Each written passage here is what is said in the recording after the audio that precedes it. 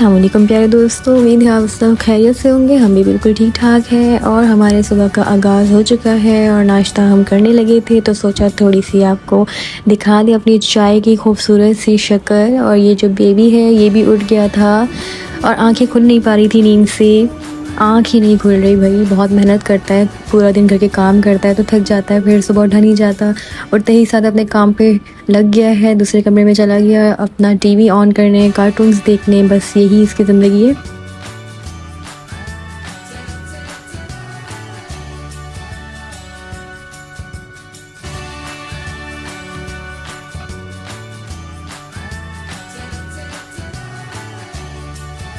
आज मैंने सोचा ये जो हमारी खिड़की पे जो जाली लगी हुई है इसे धोते हैं, और इसे मैंने बड़ी मुश्किल से निकाला। पहले भी मैंने बहुत दफ़ा ट्राई किया कि मैं इसे निकालूं, लेकिन मैं हार मान चुकी थी। लेकिन आज मैंने कसम खाई कि मैं इसे निकाल के ही रहूँगी, तो मैं निकालने में हो गई थी कामयाब। और मैंने सोचा इसको धोते हैं, क्योंकि बहुत ज़्यादा जो आजकल डस्ट हवाएँ उड़ रही है उसमें जो एक खुश्की सी है, उस वजह से जो है इसमें मिट्टी भर भर के जो है ना बैठ गई थी। तो मैंने सोचा इसको धोते हैं निकाल कर, और फिर शुक्र है कि निकल गया। और इतनी ज़्यादा मिट्टी है, आप देखें कि पानी जो है बिल्कुल ब्लैक ब्लैक सा निकल रहा है। जब कोई चीज़ बहुत ज़्यादा गंदी हो और उसे आप साफ़ कर लो, उसके बाद जो एक फ़ीलिंग आती है ना फ्रेश फ्रेश सी, चीज़ तो हो जाती है साफ़, लेकिन अपने अंदर एक जो ना फ्रेश सी फीलिंग आती है कि हाँ ये काम हो गया या इस चीज़ की सफाई हो गई। दूसरी तरफ भी सो रहा था और फिर मैं डर रही थी कि उठ ना जाए, और ये फिर उठ गया।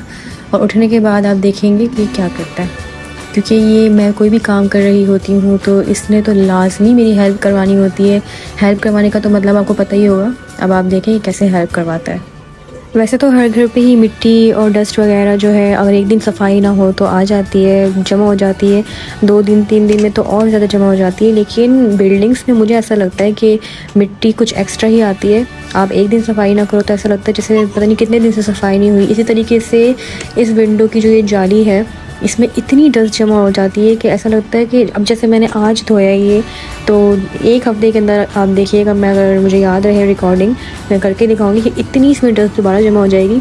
अब उसकी वजह शायद ये हो सकती है खिड़की खुली रहती है और फिर हवाएं जो चलती है उसमें डस्ट तो होती ही है। मेरे ख्याल में इतनी ऑब्जर्वेशन काफ़ी है कि क्यों होती है, कैसे होती है, इस बात को रहने देते हैं। ये जो है ठंडी ठंडी हवाएं तो चल रही है, और दूसरा ये कि ये गीला भी है तो और ठंडी हवा आ रही है, तो ये कुछ ज़्यादा ही खुश हो रहा है। इसे लग रहा है जैसे पता नहीं कोई नई चीज़ आ गई घर पे। मौसम बहुत ही कोई दिलकश सा हो रहा है, ठंडी ठंडी हवाएं चल रही है। और फिर मेरी दोस्त भी घर पे आई हुई है, तो मैंने सोचा चाय पियेंगे हम। और वैसे मैं चाय नहीं पीती, लेकिन अब तो चाय पीने का मौसम शुरू हो गया है। और साथ में पिज़्ज़ा ऑर्डर किया था, भूख बहुत ज़बरदस्त वाली लगी थी, तो मैंने कहा पिज़्ज़ा ऑर्डर कर लेते और फिर खाना भी बनाऊँगी उसके बाद।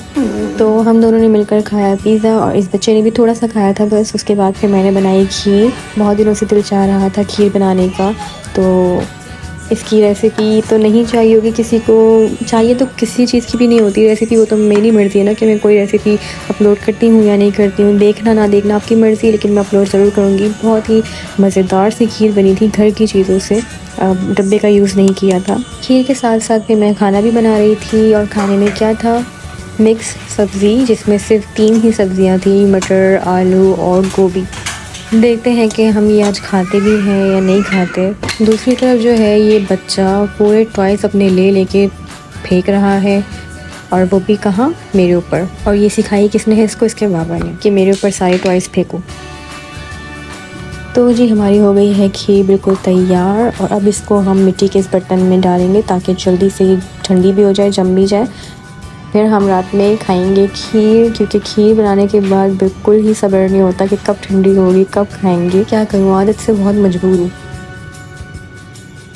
नेक्स्ट मॉर्निंग हमारी शुरू हो गई थी, और मैंने जल्दी से नाश्ता बनाना शुरू किया, क्योंकि 1 बजे के बाद गैस बिल्कुल टाटा बाय बाय हो जाती है, और फिर बहुत मुश्किल हो जाती है, क्योंकि कोई भी चीज़ पकने को तैयार ही नहीं होती। फिर मैंने सोचा इसे उठा देती हूँ ताकि जल्दी से ये उठ जाए, फिर इसको नाश्ता करवाऊँगी। और ये जो है ज़्यादा देर तक सोएगा, फिर दोपहर में नहीं सो पाएगा, इसलिए मैंने सोचा इसको मैं उठाने की कोशिश करती हूँ। लेकिन आज तो भाई पूरी पक्की नींद में सो रही है। जब ये सो रहा होता है मेरा बिल्कुल दिल नहीं चाहता इसे उठाने, लेकिन मजबूरी होती है, क्योंकि अभी नहीं उठेगा तो फिर बाद में मुझे मसले होंगे। खैर उठ गया था बहुत मुश्किल से, दिल नहीं चाह रहा था इसको उठने को, क्योंकि सर्दियों वाले जो मौसम होता है ना, ठंडा ठंडा सा कमरा हो रहा होता है, तो फिर नींद बड़ी इसको जो ना मदहोशी वाली नींद आ रही होती है। तो ये हमारा जो है मासूम तो नहीं, शरारती सा बेबी जो है उठ गया है, और अभी से करवाऊँगी नाश्ता। आज हमें जाना है बाहर। बाहर से मुराद किसी काम से जाना है, इसके कपड़े लेने के लिए सर्दियों के, क्योंकि जो लास्ट ईयर वाले थे वो छोटे हो गए हैं और अब जैसे कि सर्दियाँ आने वाली है तो बच्चों को तो वैसे ही ठंड से बचाना होता है। तो बच्चों के जो सर्दियों के कपड़े हैं मुझे जो लगता है सदर से अच्छे मिल जाते हैं। और ये जो है इसने हरकत ऐसी की कि गन करके मेरा दुपट्टा इसके ऊपर से साफ़ किया, जो कि मुझे पहन के जाना था। वाइट करवा ली थी और हम निकलने को तैयार थे और आधे घंटे बाद पहुंच गए थे हम एड्रियम मॉल और यहाँ पर वेट कर रहे थे इसके बाबा का। फिर वो आए तो फिर हम चले गए थे सदर। तो तकरीबन 15 मिनट हम यहाँ पर घूमते रहे। मैं जब ये थोड़ा सा छोटा था तो गाड़ी वगैरह में आराम से राइड ले लेता था बड़े मज़े से, लेकिन जैसे जैसे बड़ा हो रहा है पता नहीं इसको क्या डर बैठ गया दिल में कि ये समझता है जैसे से छोड़ के चले जाएंगे, और ये बैठता नहीं है, रोता है। लेकिन दूर से देख के बड़ा खुश होता है, तो मैंने कहा चलो जाकर देख लेते हैं। और मॉल्स वगैरह में जाके तो ये बिल्कुल ही मेरे आउट ऑफ कंट्रोल हो जाता है मुझसे, ना मेरे हाथ आता है ना बुलाने पर आता है। तो थोड़े बहुत तंग होने के बाद शुक्र है कि इसके बाबा आ गए थे, तो फिर हम यहाँ से निकल गए थे सदर के लिए। मतलब सदर में ही मौजूद थी मैं, लेकिन उस मार्केट पे जहाँ से हमने इसके कपड़े लेने थे तो आ गए थे इसके बाबा। फिर हम चले गए थे सामने ही कैफ के कपड़े लेने के लिए।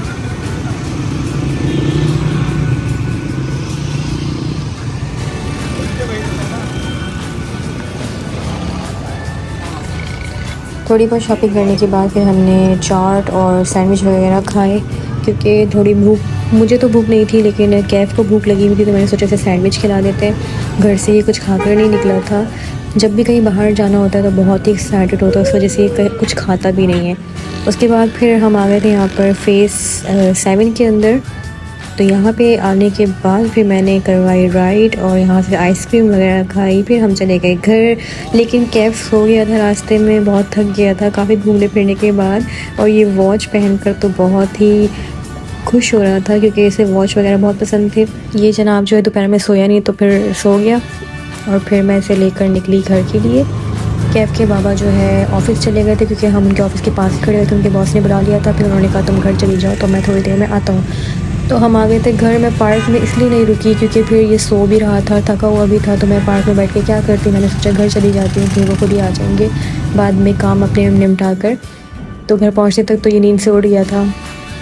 और फिर हम घर आने के बाद किसी काम से गए थे और वहाँ से वापसी पे इसको थोड़े से टॉयज़ लेकर दिए, छोटे छोटे से, जिन्हें देखकर ये बहुत एक्साइटेड था, खुश था। और बच्चे खुश होते हैं तो दिल को खुशी सी होती है। खैर अब हम आपसे मिलेंगे नेक्स्ट व्लॉग में, तब तक अपना ख्याल रखिएगा। अल्लाह हाफ़िज़।